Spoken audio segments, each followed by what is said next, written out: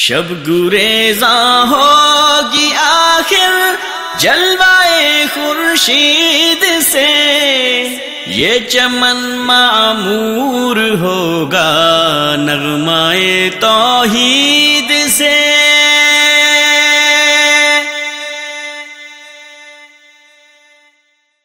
السلام علیکم ورحمۃ اللہ وبرکاتہ۔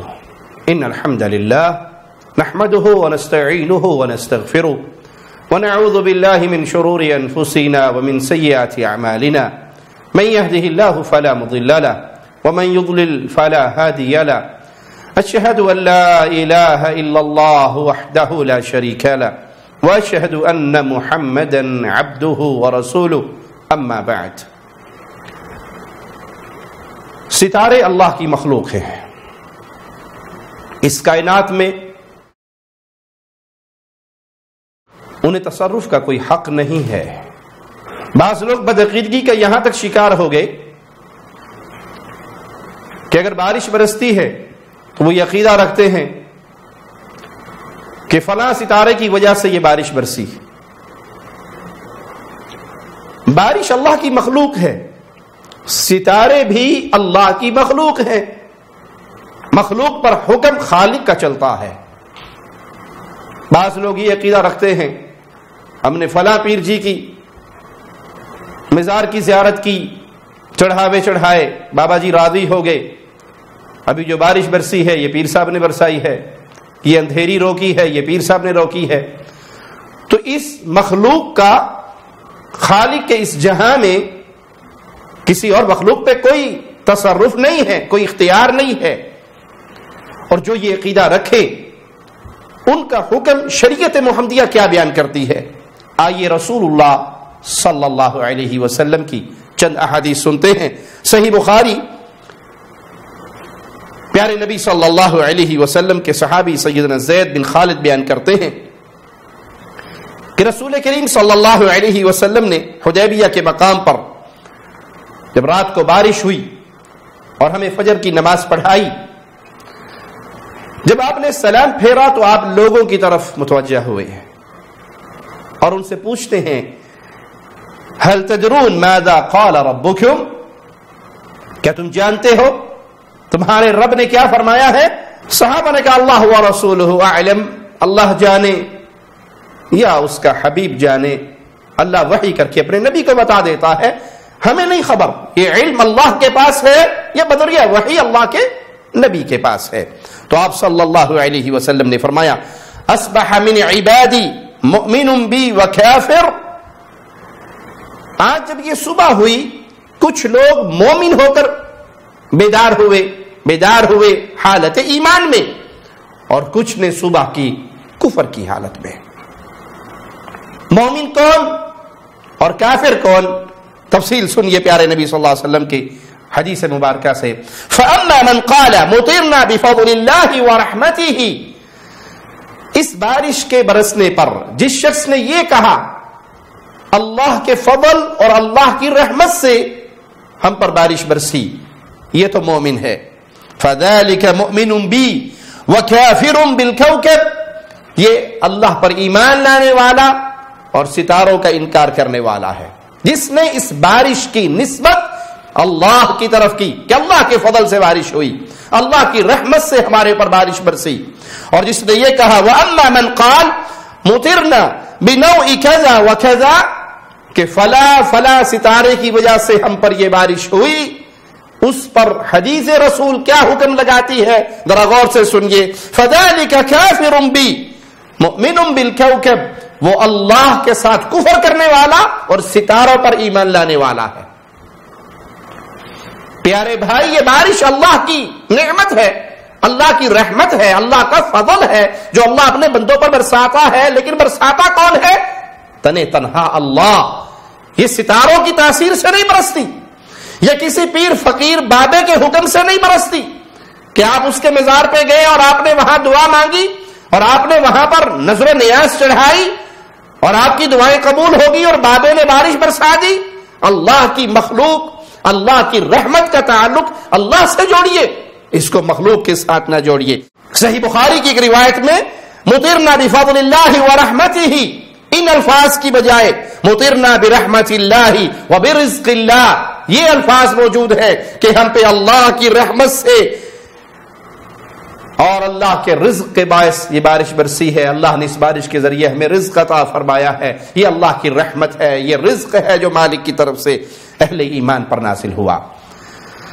سیدنا ابو ہریرہ بیان کرتے ہیں اور یہ روایت صحیح مسلم میں ہے، نبی کریم صلی اللہ علیہ وسلم نے فرمایا الم تروا الی ما قال ربکم، کیا تمہیں معلوم نہیں تمہارے رب نے کیا فرمایا؟ قال ما انعمت على عبادی من نعمت الا اصبح فریق منهم بها کافرین۔ مالک کا فرمان سنیے، اپنے عقیدوں کی اصلاح کیجئے۔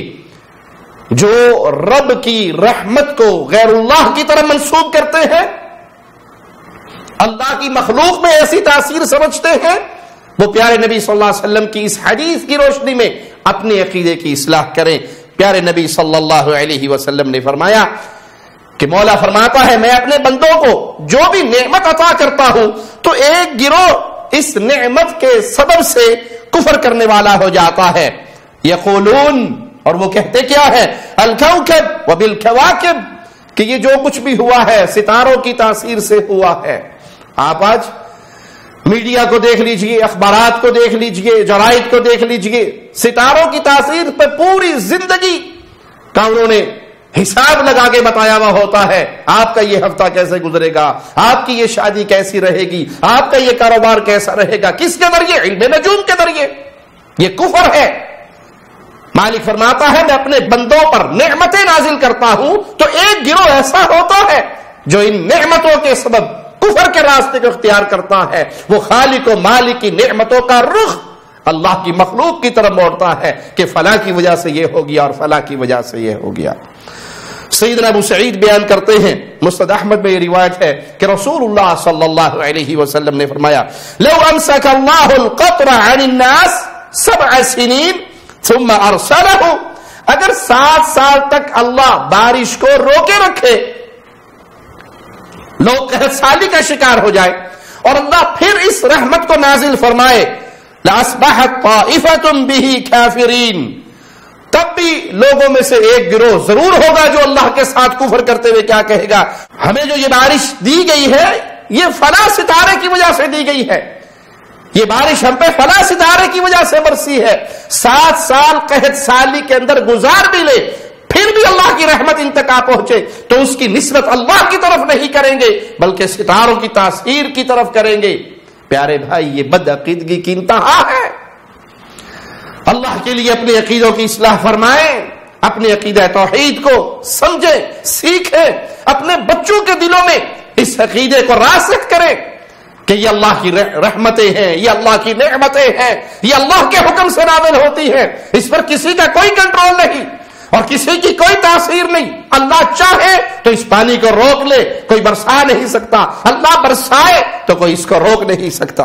ابن عباس رضی اللہ عنہما بیان فرماتے ہیں، یہ روایت صحیح مسلم میں ہے کہ پیارے نبی صلی اللہ علیہ وسلم کے دور میں لوگوں کو بارش سے نوازا گیا تو اللہ کے نبی نے فرمایا اصبح من الناس شاکر ومنهم کافر، یہ بارش برسی، کچھ تو لوگ شکر گزار ہوئے اور کچھ کافر ہوئے، ناشکرے ہوئے۔ قالوا هذه رحمت اللہ، کچھ نے کہا یہ اللہ کی رحمت ہے، یہ اللہ کا فضل ہے، یہ اللہ کی رحمت سے برسی ہے ہمارے اوپر۔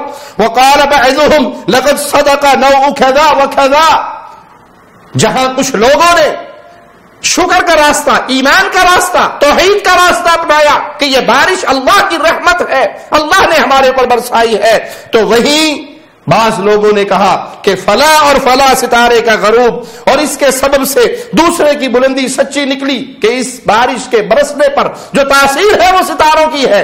انہوں نے اس رحمت کو اللہ کی طرف نہیں جھکایا، اللہ کی طرف نہیں موڑا، اللہ کی طرف اس کی نسبت نہیں کی بلکہ اللہ کی مخلوق کی طرف نسبت کی، اور وہ کفر کرنے کا راستہ اختیار کر گئے، ناشکری کے راستے پر چلے۔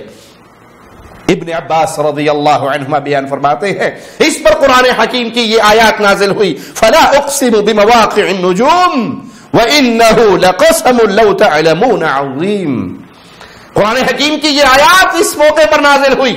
تو پیارے بھائی اس بارش کے برسنے میں اللہ کا حکم ہے, اللہ کی رحمت ہے, اللہ کا فضل ہے, اس کو غیر اللہ کی طرف منسوب نہ کیجئے. ابو مالک اشعری رضی اللہ عنہ وارضاہ سے روایت ہے کہ رسول اللہ صلی اللہ علیہ وسلم نے فرمایا اربع فی امتی من امر الجاہلیہ, 4 چیزیں میری امت میں ہیں جو زمانہ جاہلیت کے امور میں سے وہ میری امت کے اندر بھی باقی ہے. لا یترکونہن, یہ ان کو کبھی چھوڑیں گے نہیں, یعنی یہ بیماری امت کے کچھ لوگوں میں باقی رہے گی, یہ 4 چیزیں امت کے کچھ افراد میں باقی رہیں گی, اس کو چھوڑیں گے نہیں. الفخر فی الاحساب والطعن فی الانساب, اپنے حسب و نسب پر بڑا فخر کریں گے, خاندانی شرف و فضیلت پہ فخر کریں گے, اور لوگوں کے خاندانی حسب و نسب پر طعن کریں گے. اور یہ بیماری اللہ معاف فرمائے تو فرمائے اکثریت کے اندر آج موجود ہے.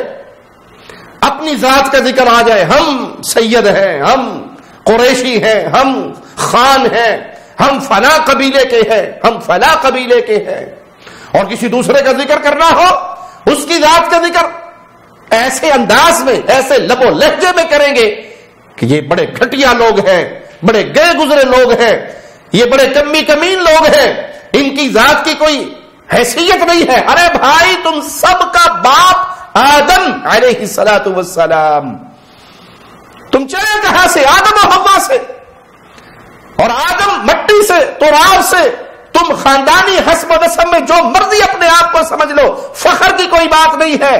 ان اکرمکم عند اللہ, اللہ کے ہاں تم میں عزت والا کون ہے؟ سید, شیخ, خان, راجپوت, مغل, یہ کہ بنیاد ہے. ان اکرمکم عند اللہ اتقاکم, جو متقی ہے, جو پرہیزگار ہے, وہ اللہ کے ہاں عزت پاتا ہے. یہ بلال ہے, اور عمر بلال سے کہا کرتے تھے سیدی بلال. ارے وہ حبشہ کے غلام عمر کے سید کیسے بنے؟ تقوی کی بنیاد پہ. رشتہ داری کا موقع ہو تو اللہ معاف فرمائے, سید کی بیٹی گھر بیٹھے بیٹھے 55 سال کی ہو جائے گی, کیوں نہیں بیاہتے؟ رشتے تو آ رہے ہیں, کوئی سید میں سے نہیں آ رہا, امتی آ رہے ہیں. سادات کی لڑکی امتیوں کے گھر جا نہیں سکتے. انا للہ و انا الیہ راجعون.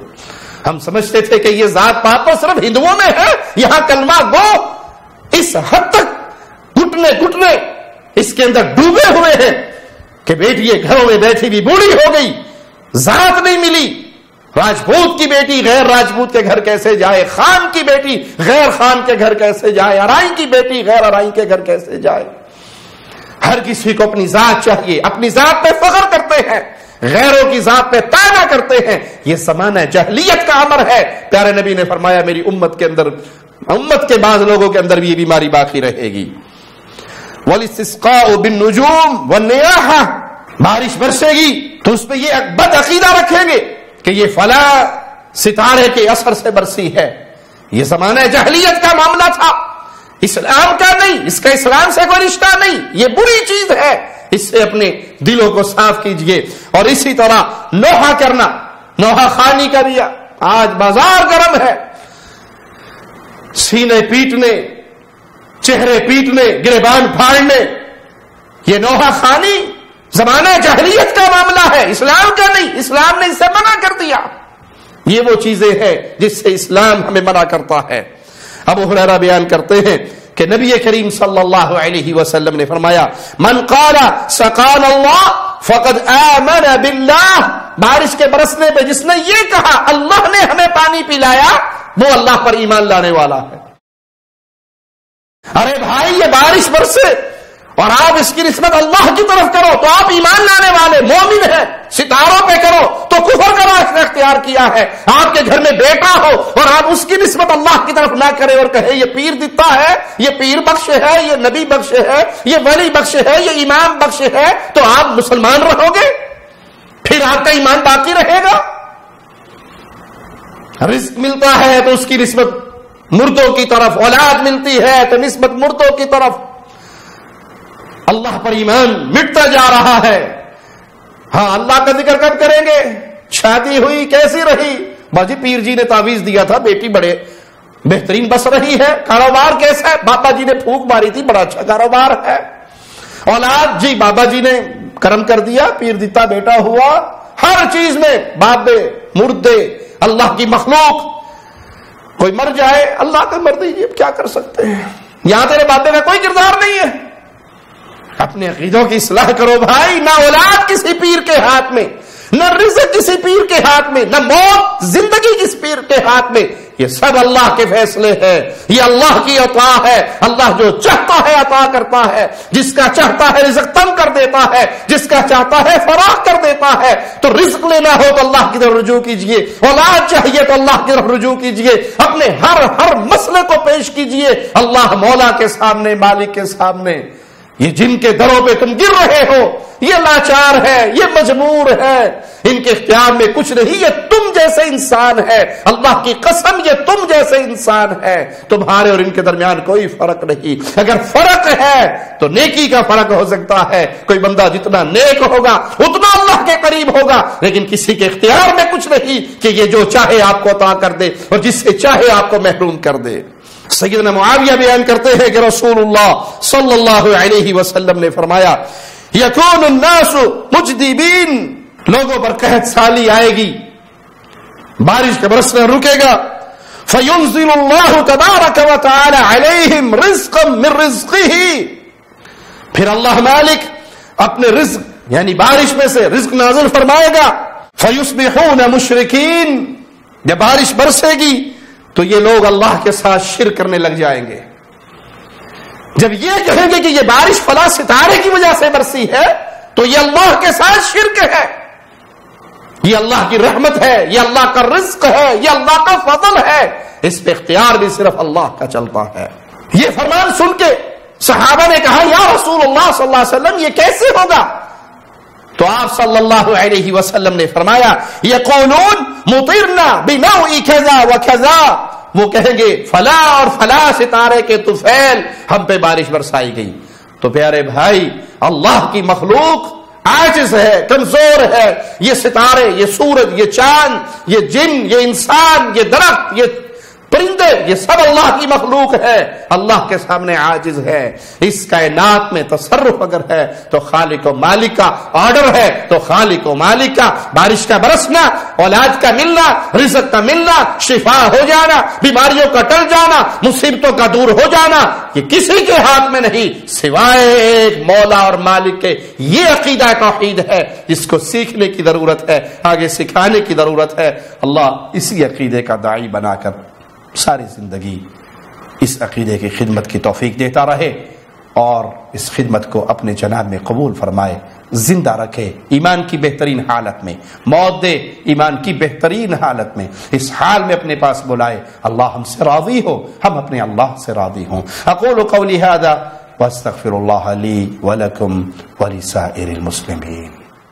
شب گریزاں ہوگی آخر جلوائے خورشید سے، یہ چمن معمور ہوگا نغمائے توحید